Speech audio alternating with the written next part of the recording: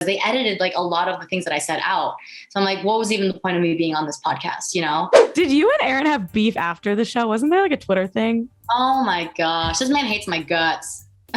Still? Why? It's actually quite hilarious. He blocked me. But I think people know my personality by now. I'm very sarcastic, jokey. You know, I don't take things really to heart. And people are very sensitive. And I get that I need to acknowledge that more, and I don't. But I said something like, someone who was filming there, I think Michelle was filming her season, and we were watching it. I'm like, oh no, not another guy with a cut off shirt. We all know how I feel about guys who cut off their sleeves. And like Aaron was like, oh, now you're making fun of me for what I wore on the beach. Everyone, even the audience was like, no, like right. That's not what she said. Like, Aaron.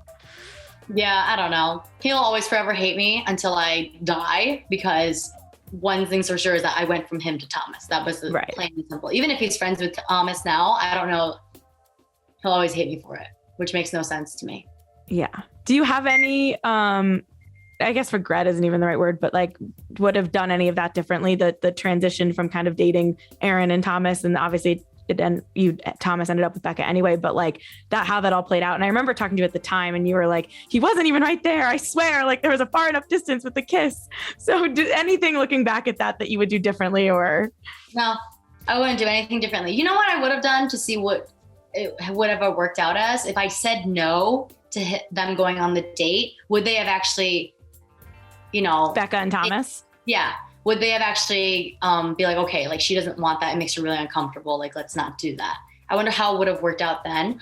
But everything works out for a reason. They're together and they're beautiful together now, and they have a really good relationship. So no regrets whatsoever. It is what it is. And Thomas wasn't my person. Aaron wasn't my person. And I'm just going to try to find my real person in real life without the show. So Kody obviously made some comments about Thomas very publicly on Nick Viall's podcast, saying like would warn anyone to date him. And then they kind of followed him a little bit into it, but you connected with him quickly. And I feel like, do you think that was fair for her to say? And are you friends with Kody, or were you? Oh my God, she's like one of my best friends. Okay. And how does she feel about that now? I mean, again, not everyone's going to get along. She only can go off the experience that she had with him. I can only go off the experience that I've had with him. I can see why she might have feel the way that she feels about him at that time, because she was hurt, and that's rightfully so. But she can see why that we get along. She just doesn't, we really don't talk about it, because our two experiences are different. Did you and Thomas like talk about being villains? I feel like you did, but were you like discouraged from talking about that? Because it's almost like fourth wall breaking. That's actually our first conversation. Because I'm like, I thought about it the night before. I'm like, I feel really bad for this guy. Like, I can only imagine what it's like if my season just came off and we went to paradise. Like, would I be Thomas in this situation? That sucks. Yeah. So we talked about that. We had like probably, I want to say like a solid hour and a half of conversation, which is insane in that world because it normally lasts 10 minutes, but it was right before anybody woke up. I remember like the cameras didn't even come there until like halfway into our conversation because it was that early, but it was really nice to just like have a real conversation with someone who has a similar experience with it. He doesn't know the backlash of it, of course, because he just came from filming Katie's season and her being aired as we were on the beach.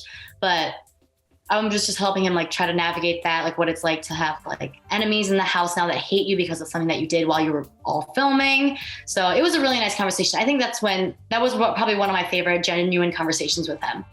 Yeah, that's nice. And that makes sense because if you guys all like can band together again to navigate the chaos that the show brings. Right. Obviously, you have people on the beach now, especially that work for Warner Brothers with the podcast. You got your Joe and Natasha. Becca works for Warner Brothers. It's kind of, I never thought about it at the time, but I heard you, I think, say something like, I don't have a podcast. I didn't get to explain my side of the story. Is that fair? And like going forward, I feel like that's something that's not fair. Nothing is fair in this world. And listen, I'm not asking for fairness. I was just asking for a good shot at it because I worked really hard, to be a part of this franchise that was so exclusive. So sorry, I don't know how to turn off the sound on my laptop. It's okay. but you can see that there are favorites and they're going to hate me for always saying that. But that's how I truly felt. And I'm just working on what I experienced is that they chose favorites because these people have a podcast. How could they leave the beach, you know? But I have no fighting chance because I don't have a podcast and I don't have any more room to talk about anything besides on my own social media, which doesn't hit an audience like theirs does, you know? So that's why I'm like, I'm doing all the podcasts that I want to do. And I get to pick and choose my side of the story and talk about my experience with it without having to be like honed down about, you have to talk about this and let's talk about this instead. And I only get a limited time and they edit the podcast. Like the last podcast that I did with them, I forgot which one it was. They edited like a lot of the things that I said out. So I'm like, what was even the point of me being on this podcast, you know? Yeah. So that's why I didn't want to do any podcast until my contract was over. Cause I'm like, I just want to talk. Have you heard from anyone since in the last couple of weeks when you've started to do podcasts and speak out? Yes, I have. Both cast and behind the scenes people. They're not happy with it, but they can understand why I'm upset, you know? Yeah.